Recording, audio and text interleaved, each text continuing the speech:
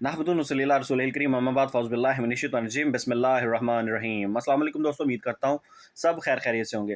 علامہ طاہر اشرفی صاحب کے ساتھ لندن میں ایک انسیڈنٹ ہوا جس کے اوپر پھر انہوں نے اپنا ویڈیو بیان جاری کیا، اور اس کے اوپر جو کیپشن دیا نا وہ بڑا حیران کن تھا لوگوں کے لیے، میرے لیے نہیں، کیونکہ میں یہ جانتا ہوں کہ اگر آپ نے خاص ادارے کے متعلق بات کی تو آپ پاکستان سے غدار ہیں، اگر آپ نے اس ادارے سے احتساب کا بولا تو آپ پاکستان سے غدار ہیں، اگر آپ نے ان سے بات کی یا ان کے متعلق کوئی کامنٹ کیا تو آپ ریاست کے غدار ہیں۔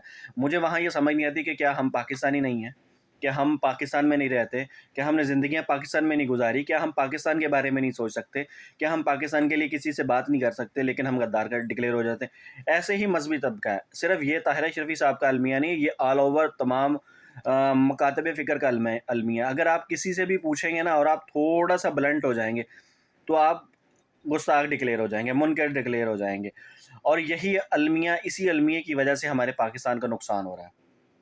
صرف علماء کا کردار نہیں ہے، یہاں پہ ہر بندہ جو کہ ایک رسپانسبلٹی کی جاب کے اوپر بیٹھا ہوا ہے، وہاں پر آپ کوشچن کریں گے تو آپ کے ساتھ یہی سلوک کیا جائے گا، آپ کو یہی سلوک برتا جائے گا۔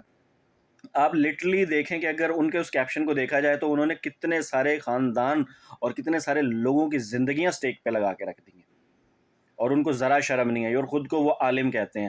اللہ تعالیٰ ایسے عالموں سے اور ان لوگوں سے ہم سب کو بچائے۔ نیکسٹ ویڈیو تک مجھے دیجیے اجازت۔ اللہ حافظ۔